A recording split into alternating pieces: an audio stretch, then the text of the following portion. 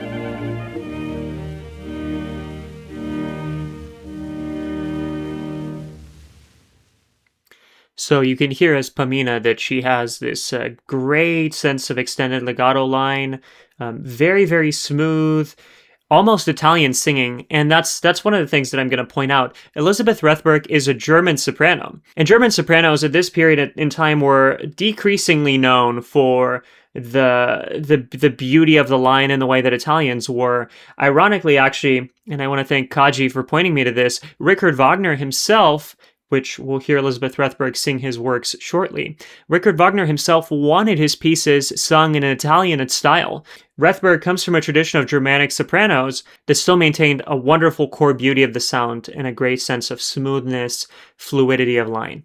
And then you can see in the latter Mozart piece from Il Re Pastore that she had a great sense of flexibility in the voice too. She had an authentic trill, which is quite rare for singers of this time period, but really I would say of the highest quality, and we'll hear it in quite a few pieces. And I've made some additional selections where we can hear even more of her trill. It was an authentic, smooth, fast trill that genuinely clicked. And in my personal sensibilities, I think Mozart is not always the most exciting composer. I think it varies a lot. He has some repertoire that's thrilling, some repertoire, and obviously the Queen of the Night arias are extremely exciting and very famous for a reason. Pamina's aria is pretty nice. Idomeneo has some fantastic music. Don Giovanni is a thrilling opera. But then there are also pieces that I don't know, that I don't think set up performers for default success. The performers have to sing very, very beautifully and really shape the music and make it come to life. Or it can be a little bit sleepy, if I'm being totally honest. Feel free to disagree with me. But next, let's move on to a pretty different repertoire, which is the works of Johann Strauss. So Rethberg could sing classical Mozart, but she could also sing operetta-esque repertoire, and she did it quite well. So let's take a listen.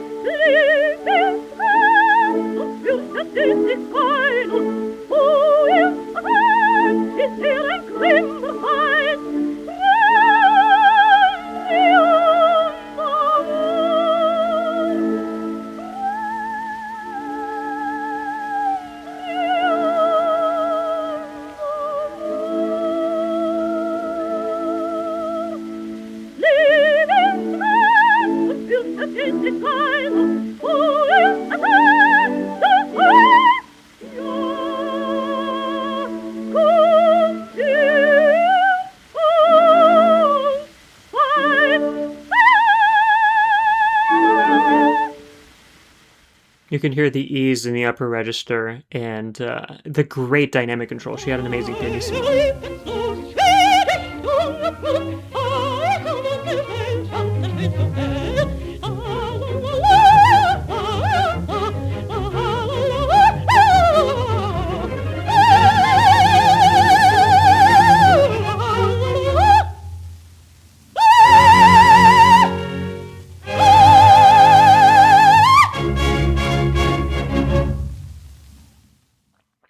And the famous dance from Die Fledermaus is sung down half a step here.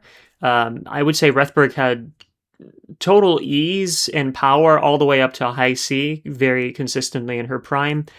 This little flipped up, almost yelped D flat at the end of this is the highest that I've heard her sing.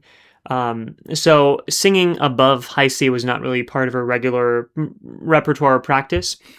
But she was quite exceptional up to that high C and had great flexibility. So she had a lot of the positive qualities that we would expect in a coloratura soprano, but she was very much a full lyric voice. So a full lyric soprano voice, a round, warm, silvery, inviting tone, great legato, but also flexibility, an amazing trill, and quite a range of repertoire.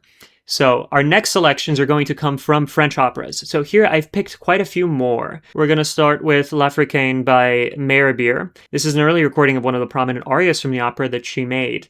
And this one is sung in German, so the very earliest recordings will be sung in German, but the later ones you'll hear her sing originally in French. We're going to move on then to Bizet's Carmen, Michaela's famous aria, and then a very special 1936 live broadcast from San Francisco of La Juive, with Giovanni Martinelli. So San Francisco at the time had the practice of broadcasting a 1-hour segment, so usually about an act from the operas, and that's all that survives.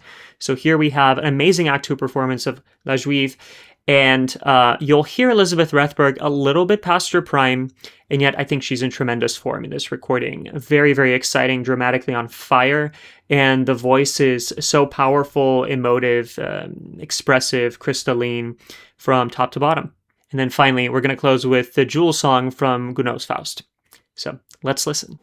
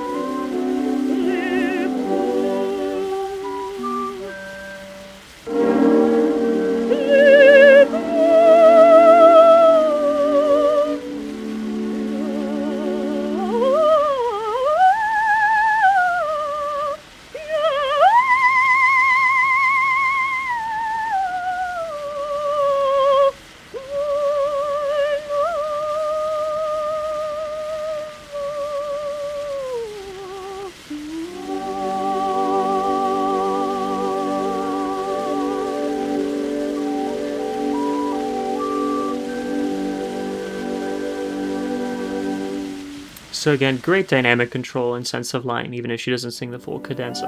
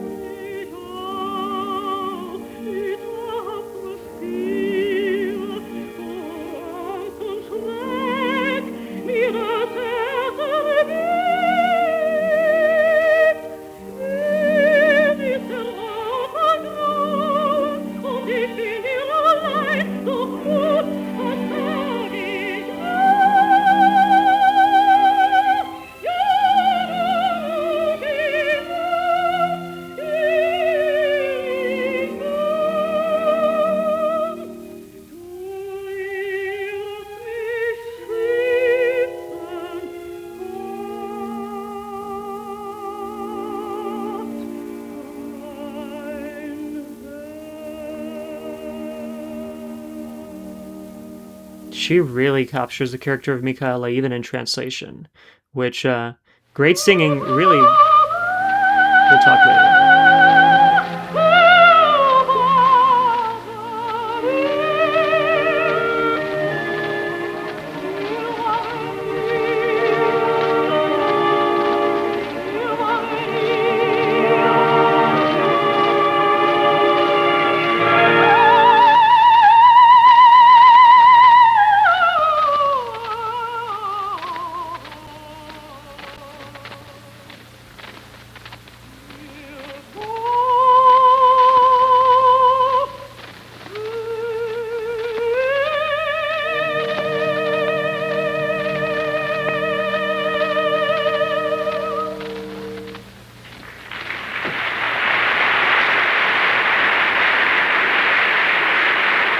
Beautifully phrased, difficult live cadenza.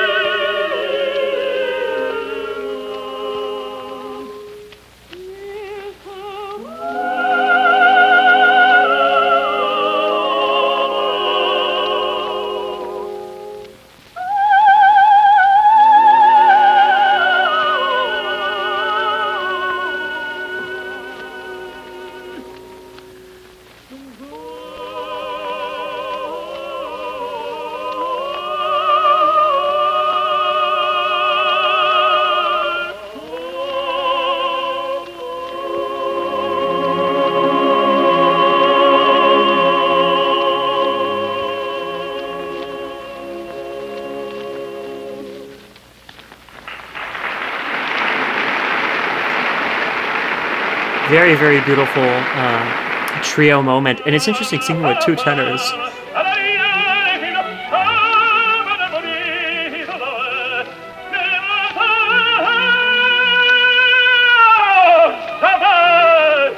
Martinelli's on fire in this recording.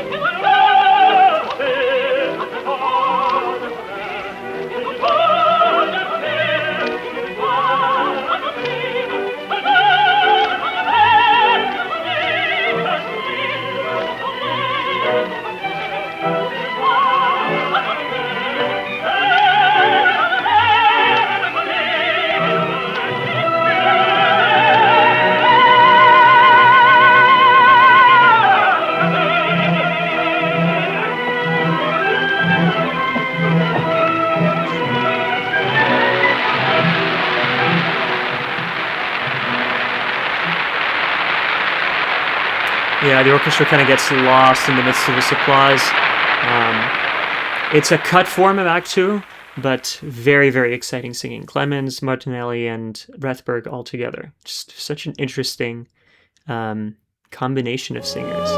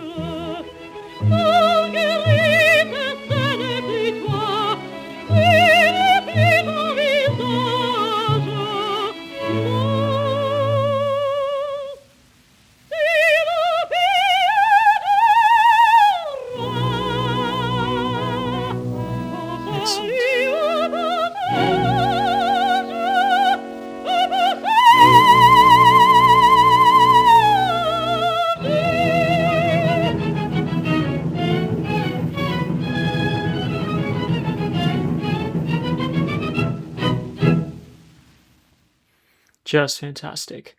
Yeah, so when she sings in French, it sounds beautiful. I am not the best determinant of how precise the French diction is. I will say with Rethberg, sometimes I do struggle a little bit to understand the words, but the interesting thing is her vowel formation is still very solid and very beautiful in pure, clear, crisp vowels.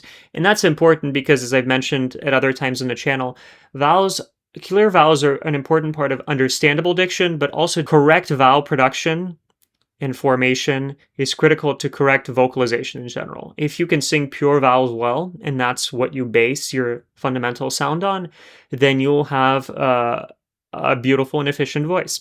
And if you don't base your voice on pure, beautiful vowel production, then you'll have defects in your basic sound. And so I think Rethberg does have a fundamentally very pure and efficient, beautiful production. Sometimes I struggle a little bit with catching the words, but very, very beautiful singing. She clearly has also a great dramatic instinct. The jewel song at the end, she has the trill, she has an amazing high B, she doesn't struggle with the high notes at any point. The middle register is so luscious and expressive and beautiful. She's a little bit reserved with her lower notes. That's very common, I think, in a lot of German sopranos, to be honest. Not everyone, obviously there are thrilling exceptions, but the lower register is also still developed. It's there. So you never get a muddled or collapsed, weak, feeble, anemic part of the voice. Even when she's singing in head voice pretty low, it's still a very clear and well-formed head voice. So pretty exciting singing. Now, I had mentioned that she has a great trill, and so I've picked a few more examples where she trills in some other repertoire so that we can hear both a little bit more of the breadth that she had repertoire-wise and that we can enjoy her trill a little more. So we're going to start with a small excerpt again from the beginning of the same Jewel song recording that we just heard the end of, and then we're going to get into some other pieces.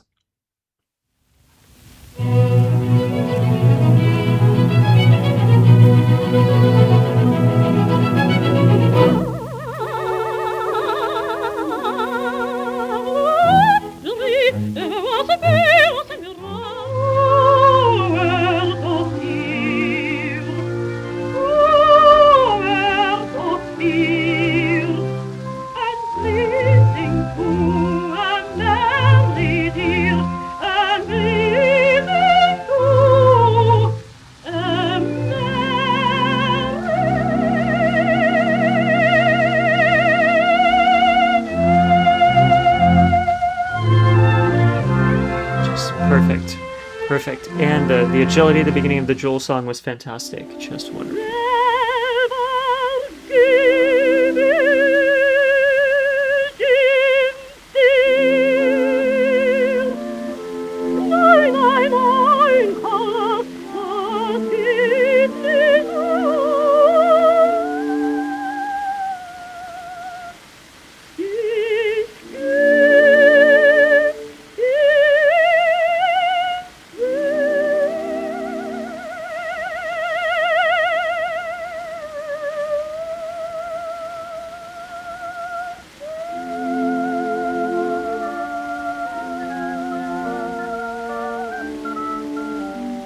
The trill is completely connected within the line. It serves an expressive purpose. She has dynamic control over it. Amazing pianissimo also, and that sustained F at the end.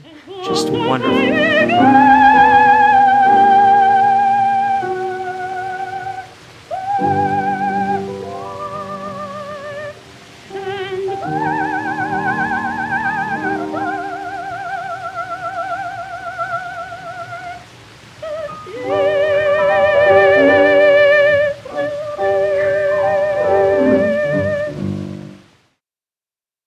Very playful piece.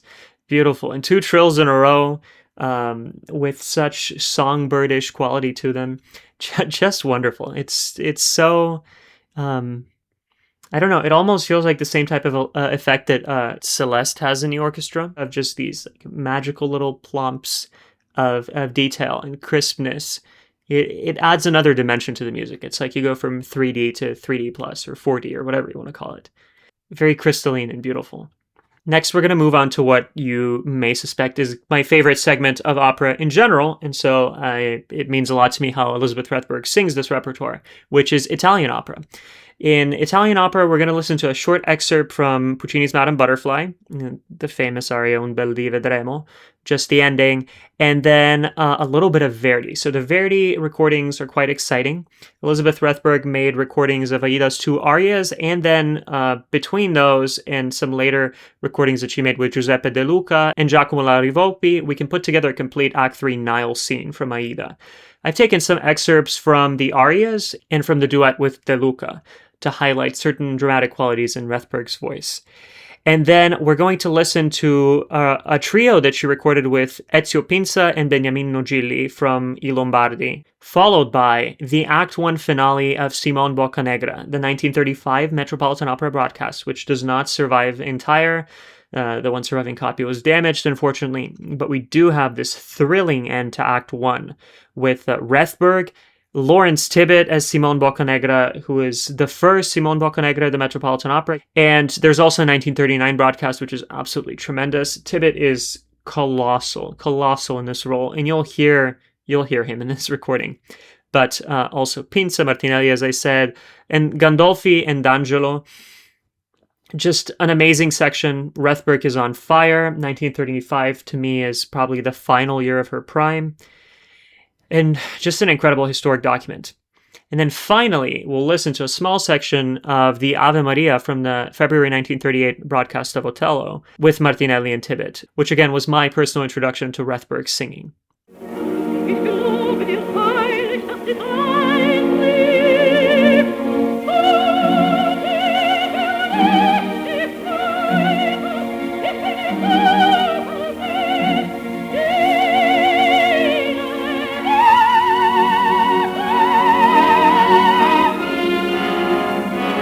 Such an emphatic jump up and rephrased to fit the German language, the way that the words fall. It's just so exciting the way that the ending works out in this recording. I don't think Rethberg was the best in the Verdismo repertoire, which is why I've included more Verdi.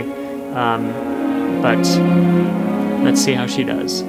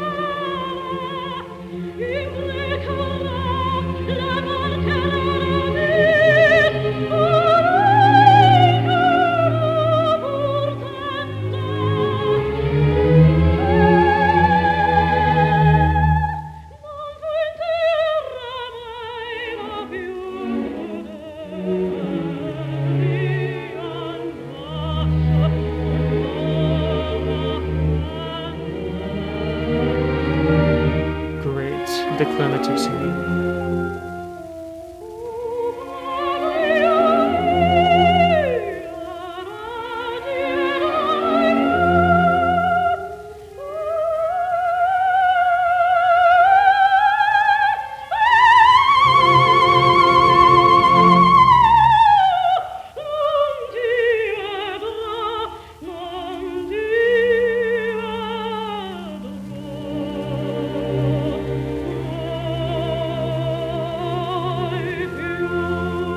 And she does the senza affrettare without hurrying on the descent after the high C.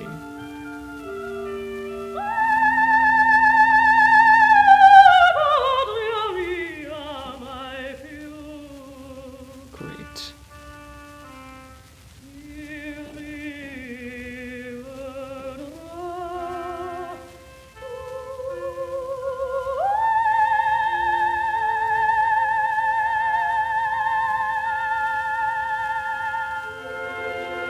Her sense of pacing right at the end.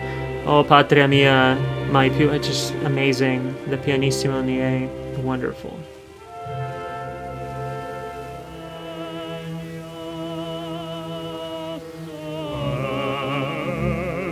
artist Giuseppe De Luca.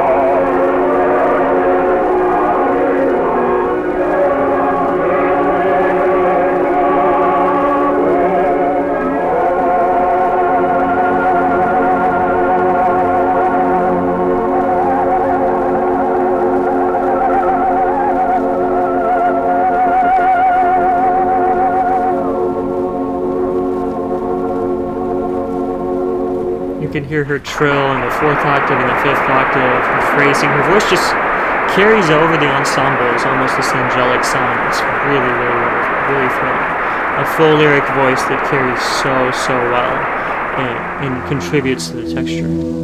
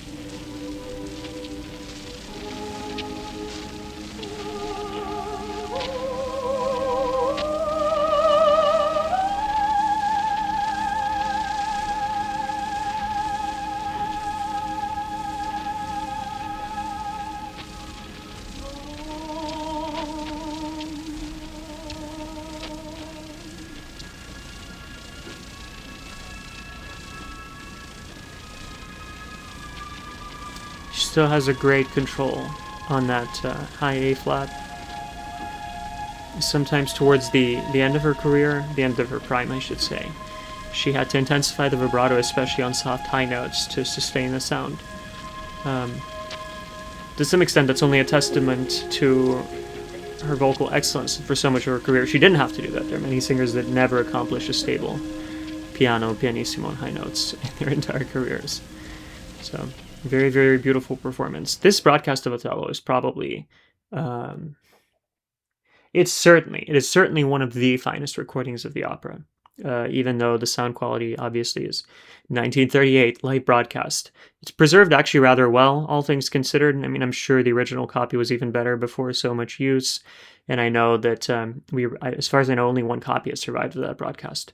But what a treasure to have.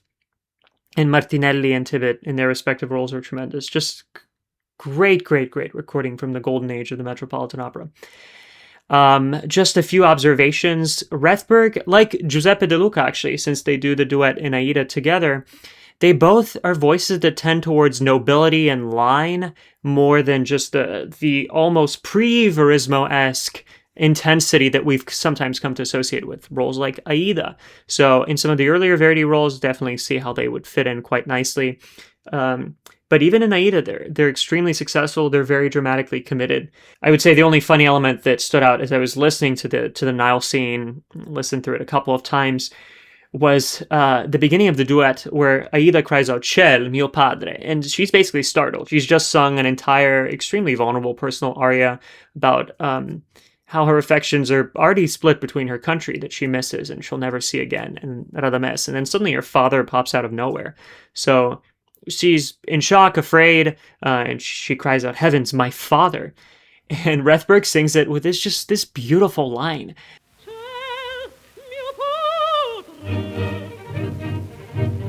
where it sounds beautiful. It also sounds dramatically just so almost cold. But then for the rest of the duet, she is right on it. And so that's why I featured some of those critical points in the scene where you can hear her dramatic commitment. So within that beauty of line that she maintained, she didn't lose the character. She was just an excellent lyrical Verdian singer. Next, we get to look at something very, very exciting. For a German singer, singing German opera is obviously a significant question. And Elisabeth Rethberg was actually very successful in the Wagnerian repertoire. So we're going to listen to excerpts from 3 famous arias from Wagner, from Lohengrin, from The Flying Dutchman, and from Tannhauser. And what you'll notice is that, again, like I mentioned at the beginning of the video, Elisabeth Rethberg is an Italianate German soprano, which is exactly how Wagner wanted his music to be sung. And it's going to be glorious. It's going to be gorgeous. The line is going to be fantastic. The dramatic intensity is still going to be there. And this little 3-part excerpt that I've put together ends with what is easily one of my favorite recordings of Rethberg's voice. It's a test recording from 1932, and you'll notice just how the acoustic of the room is captured and how Rethberg's voice just blooms. You can imagine for a moment there what it might have been like hearing her in the theater. Let's take a listen.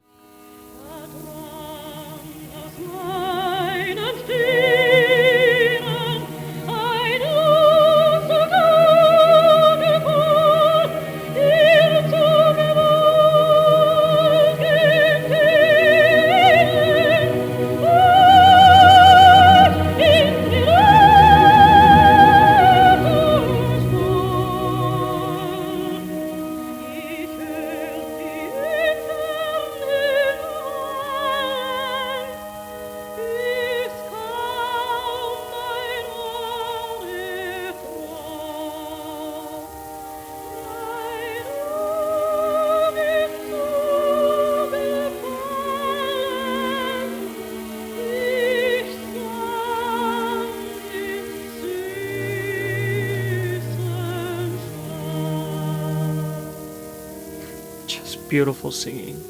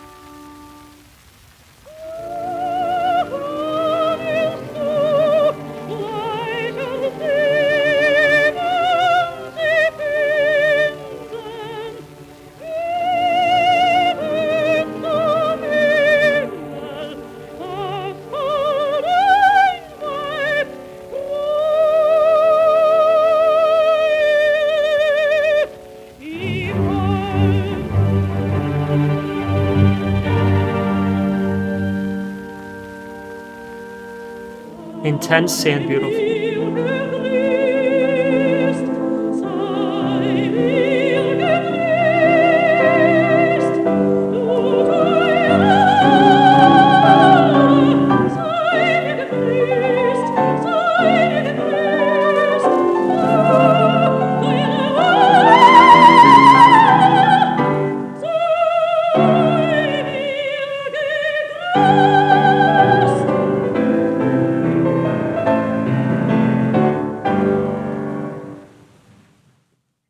I can definitely hear what Toscanini was hearing on that last recording.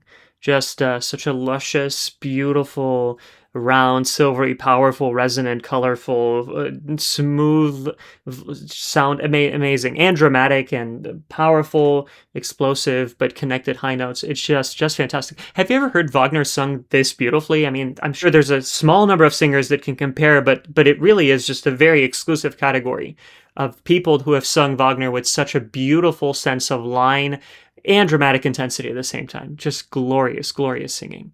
Really some of her best work. Just to step back now and to look at some smaller scale repertoire, let's take a look at some Lieder songs that Rethberg sang. Two of these actually come from the same test recordings that the final Tannhäuser aria comes from. So again, you'll hear just the beauty of the voice and this wonderful acoustic that the recording method managed to capture. Let's take a listen.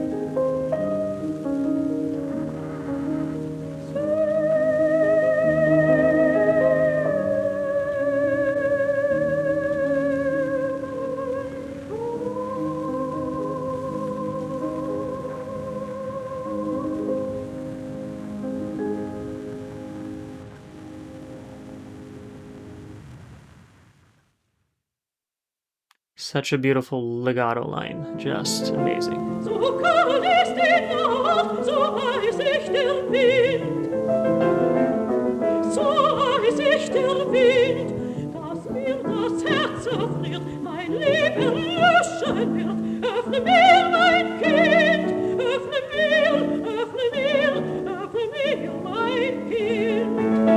The words are extremely crisp here. Fantastic. Yeah, just, she's such an expressive singer.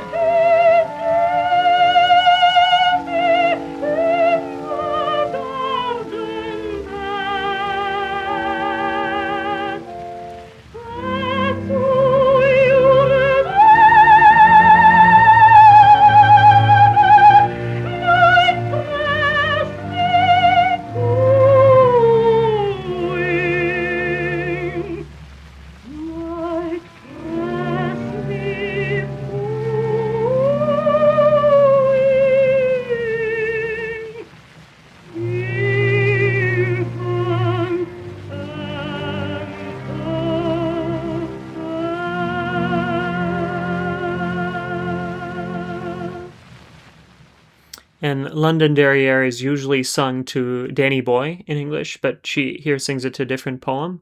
I couldn't find a score with the right words, but the line is exactly the same. So she sings in the key of F. Just beautiful, beautiful singing. One of the finest renditions of this melody that I've heard. So she was excellent in Mozart. She was excellent in Johann Strauss II.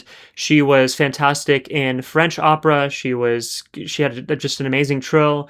an incredible interpreter of Verdi, some wonderful moments in Puccini. She was a phenomenal Wagnerian singer, and especially the more lyric roles. We hear that she had a great range of song repertoire. So let's close out this video by looking at a couple of other notable live performances that she gave later in her career. These are going to be all past her prime, and yet I think these are moments where her voice really still shines through. And you can hear what she was all about.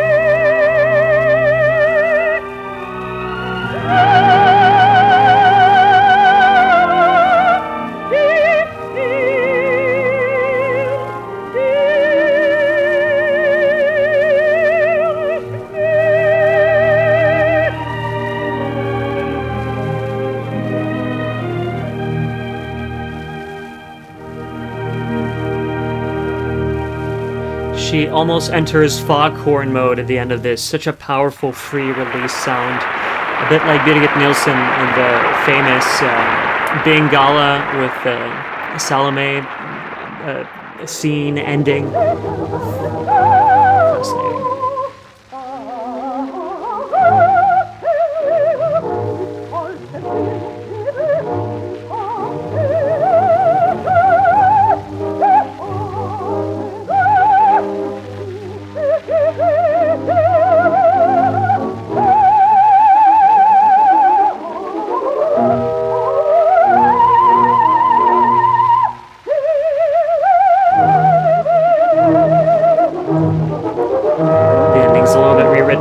But just pretty formidable job with this difficult aria later in her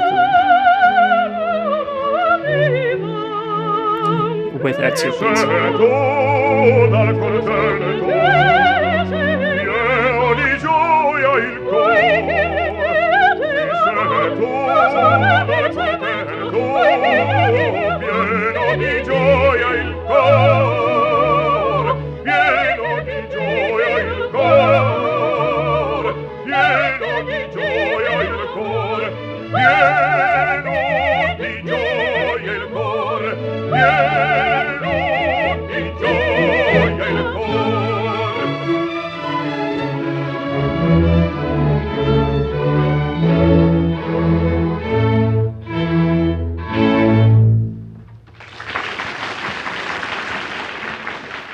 And this is one of the roles that she was very successful in, one of the roles that Pinza was very successful in. I'm going to be honest with you, I think The Marriage of Figaro is an opera that is disastrously dangerous to do because it can become extremely boring if it's not sung well. And now Pinza and Rethberg were very exciting, expressive singers, so I understand how they could make an impression in this role. Pinza's definitely a little bit flat at some points in this performance, as that was one of the flaws that crept into his voice the older that he got, but still a very expressive performer, and I'm very thankful to be able to hear them in such a wide array of repertoire. So very thankful to Ward Marston and his team for putting this incredible collection together, and everyone that donated and whatever goes into making a collection like this, a restoration like this, come together. Also very thankful to Mark, who's been extremely helpful over email. And again, I'm not being paid to say this. I just bought the set and have very much enjoyed listening to it, and have enjoyed collecting some other live recordings that I feature throughout this video. Now, out of respect for Marston and his team, I haven't really messed with the sound except for one recording that I re-EQ'd. So you're getting a clear sense, except with, I've normalized the recordings to be a consistent volume, but you're getting a clear sense of what they sound like in this new restoration. I think the new set sounds a little better than the old Romophone restorations. And I think Elisabeth Rethberg overall is a singer very much worth paying attention to, revisiting some of her older recordings, some of the ones when she was really in her prime, and still appreciating some of her later broadcasts that have such a historic significance. So I'd love to hear your thoughts in the comments. Thank you so much for tuning in as always, and have a wonderful day.